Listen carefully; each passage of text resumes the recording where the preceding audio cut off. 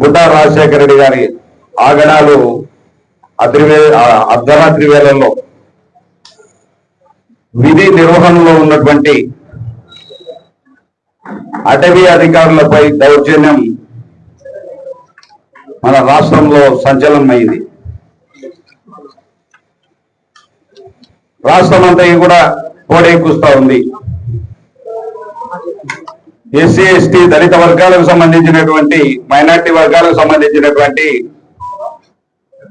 అధికారుల పైన అర్ధరాత్రి వేళల్లో పత్రిక వెలుగు ఘోషించిన విధంగా తప్పతాగి అని చెప్పి దుర్మార్గంగా తాగి విచ్చలవిడిగా అక్కడనే చిన్నారుట్ల దగ్గర మళ్ళీ మందుపాటు పెట్టుకొని రాత్రి శిఖరం వద్ద చెక్ పోస్ట్ వద్ద ఆగి అక్కడ బీటు గార్డులుగా డిప్యూటీ రేంజర్ ఆఫీసర్ అందరూ డ్యూటీలో విధుల్లో నిర్వహణలో భాగంగా పోలీస్ అనుసరిస్తూ ఉన్నది ప్రాంతంలో ప్రజలను అలర్ట్ చేయాలి అనే ఉద్దేశంతో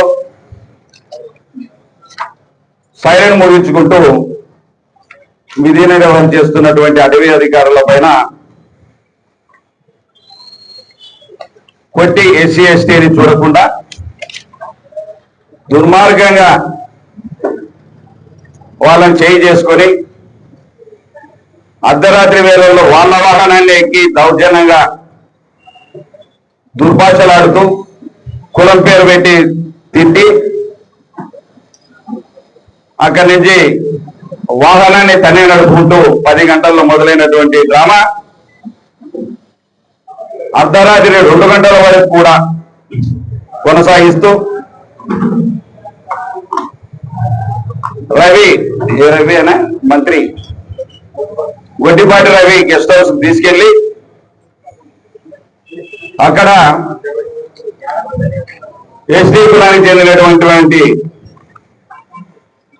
రాములు నాయక్, చంద్రు కులానికి చెందినటువంటి ఆయన పేరు గురువయ్యను దారుణంగా హింసించి దుర్భాషలాడి బజార్ల వెంట శ్రీశైలంలో తిప్పుతూ రోడ్ల వెంట తిప్పుతూ దుర్మార్గంగా సభ్య సమాజం తలదించుకునే విధంగా వీరి ప్రవర్తన చూస్తే మనమందరం ఆంధ్రప్రదేశ్ రాష్ట్ర ప్రజలందరం కూడా సిగ్గుపడాల్సిన అవసరం ఉంది. ఇటువంటి సంఘటన మనం ఎప్పుడు చూసి వెరగం. ఈరోజు చంద్రబాబు నాయుడు ఏమో 2 రోజుల నుంచి మన ముఖ్యమంత్రి గారు స్టేట్మెంట్ సీరియస్ అయినాడు, సారు కోపంగా అన్నాడు, ఈయన పైన సస్పెండ్ చేస్తాడు పార్టీ నుంచి, ఈయన గట్టిగా ఈసారి ఉంటాడు అని ప్రచార మాధ్యమాల్లో ఈ సంఘటనల గురించి ఆంధ్రజ్యోతిలో ఈనాడులో కూడా మనం చూశాం. రాత్రి పప్పతాగి మద్యం మత్తులో అనేది నేనల్లా వాళ్ళ పత్రికలు వాళ్ళ టీవీలు అంటా ఉన్నాయి. ఆ విధంగా ఒక నా ప్రజానాయకుడు మెసేజ్ ఏం పంపిస్తా ఉన్నా ప్రజలకు అంటే విధి నిర్వహణలో ఉన్న వాళ్ళను కొట్టడం, దారుణంగా హింసించడం, అదేవిధంగా దుర్భాషలాడడం, 4 గంటల సేపు నిర్దాక్షిణ్యంగా బంధించి కిడ్నాప్ చేసి వాళ్ళ వాహనంలోనే ఈయన డ్రైవ్ చేస్తూ తన్నుకుంటూ బజార్లంట ఒరే బుడ్డా రాజశేఖర రెడ్డి ఏమనుకున్నామని చెప్పి తన అనుచరుల చేత తను కొట్టించి ఈ దుర్మార్గమైన సంఘటన మనం 2 రోజులుగా టీవీ మాధ్యమాల్లో చూస్తా ఉన్నాం, పత్రికలలో చూస్తా ఉన్నాం.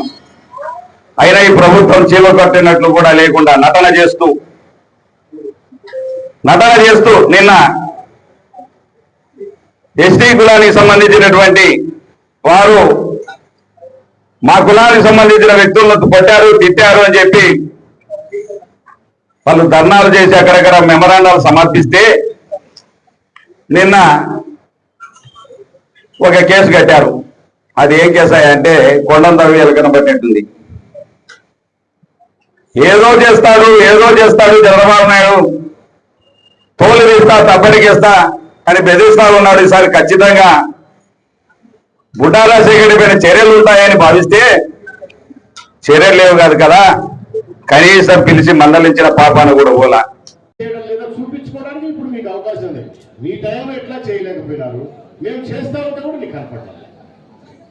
ఈ రకమైన దుర్మార్గపు ఆలోచనలతో, తప్పుడు ఆలోచనలతో, ఇంకా గతంలో ఇవన్నీ మభ్యపెట్టే మీరు అధికారంలోకి వచ్చి మీకు ఇచ్చిన అవకాశాన్ని సద్వినియోగం చేసుకోకుండా ఇష్టానుసారంగా మీరు పరిపాలన చేసి ఈరోజు మళ్ళీ ప్రజలు మిమ్మల్ని ఆ రోజు ఘోరాతి ఘోరంగా మిమ్మల్ని తిరస్కరిస్తే కూడా మీకు సిగ్గు రావడం. అసలు ప్రజల్లో వీళ్ళు ఏ ముఖం పెట్టుకొని వస్తారో నాకు అర్థం కావడం లేదు. పోయినసారి నేను ఎప్పుడు చెప్పేవాడిని గుర్తుపెట్టుకోండి, పోయినసారి మనం ఓడిపోయినా గ్రామాలలో నా కార్యకర్త నాయకుడు అన్నవాడు కాళ్ళ ఎగరేసి కూడా తిరిగినాడు. అవునా? ఎందుకు తిరిగినాడు?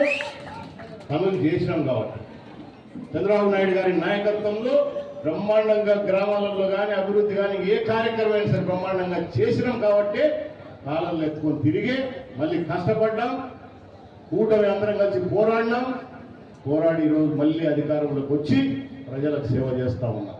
ఇవన్నీ కూడా వాళ్ళకి కనపడవు, వినపడవు.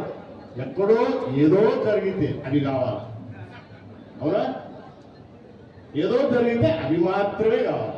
Budda Rajasekhar Reddy forest department కొట్టినాడు.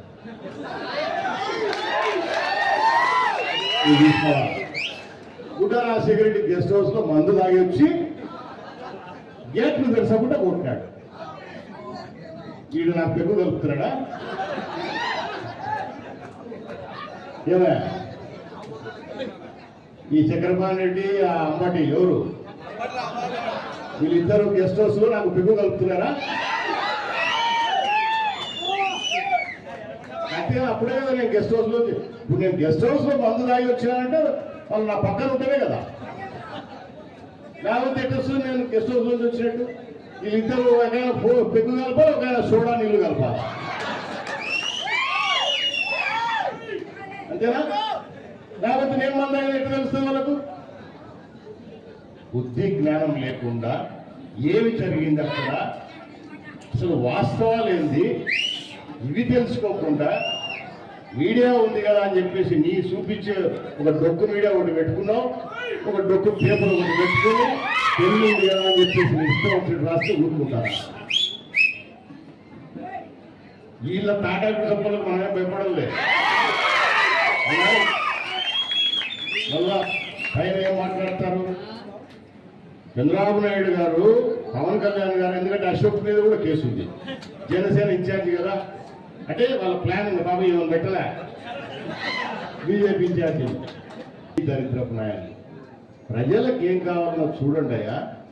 అధికారంలో ఉన్నా మేము ఏదైనా చేయకుంటే వేలెత్తి చూపండి, చేస్తాము. అది కానీ అనిగమాల విషయాల మీద ఫోకస్ పెట్టుకొని అక్కడ ఏం జరిగిందో నీకు తెలియదు, కనుక్కోవాలన్న జ్ఞానం లేదు నీకు.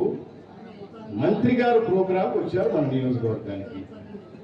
నేను ఆత్మకూరు నుంచి బయలుదేరితే గెస్ట్ హౌస్ లో ఎప్పుడు ముందు తాగుతున్నానుగా, నేను శ్రీశైలమే చేరలే, దారిలోనే ఉండగా దూరణాల దగ్గర చెక్ పోస్ట్ టయానికే దాటినా. 9 గంటలకు గేటు మూస్తారు. అవునా? టయానికే దాటినా. అక్కడికి పోయినా శిఖరం దగ్గర బండి ఆపిన, ఎందుకంటే అప్పటికి 10 గంటలైంది. నాకు ఎదురుగా బండ్లు వస్తున్నాయి, రాకూడదు. కొంతమంది వదులుతున్నారు, కొంతమంది వదలడంలో వాళ్ళు ఏదో చిన్న గలాట పెట్టుకున్నారు. నేను బండి ఆపి వాళ్ళని నడిచి ఎవరెవరు డ్యూటీలు ఉన్నారో ఫోటోలు తీసుకున్నాను. ఇది నేను చేసినదయ్యా. వాడిని మన పిల్లోడు, వాడికి వాడు ఎవడైతే నేను కొట్టానని చెప్తాడో వాడు మన పిల్లోడే. నాకు చేయి ఫ్రీగా తిరుగుతుంది, ఇటు రారా సామె వాడిని కొట్టాడు పిల్లు చూపిస్తా. ఆ పిల్లోడు మన పిల్లోడు, వాడిని ఎందుకు కొడతాయా నేను? ఈరోజు నేను కాదు వాళ్ళనే కూర్చోవను. ఎవరైతే ఆ ఇస్మాయిల్ అని పిల్లోడో మన పిల్లోడో కాదో, లేకపోతే వైఎస్ఆర్ పడ్డాడో కనుక్కోవాలి. గెస్ట్ హౌస్లో మందు తాగి వచ్చి గేట్లు తెరసకుంటే ఎమ్మెల్యే వస్తే నువ్వు గేటు తీయవా అని కొట్టానంట. దిగి ఎత్తిన ఇందాక ఒక పక్క చక్రపాణి పెగ్గు వచ్చంటే ఒక పక్క అంపరామాకు చూడాలి. ఈ దిగ్గనాయనల్లా ఈ మాట్లాడతారు. వాస్తవాలు తెలుసుకోకుండా అనవసరంగా మాట్లాడి దాని పెద్ద రాత్రం ఏమి కాదు మనకు. పార్టీలు కూడా 2 పార్టీలు క్షుణ్ణంగా అంటే చంద్రబాబు నాయుడు గారు కానీ అటు పవన్ కళ్యాణ్ గారు కానీ విషయం ఏం జరిగింది అని క్షుణ్ణంగా తెలుసుకున్నారు కాబట్టి మనం లేవాలి.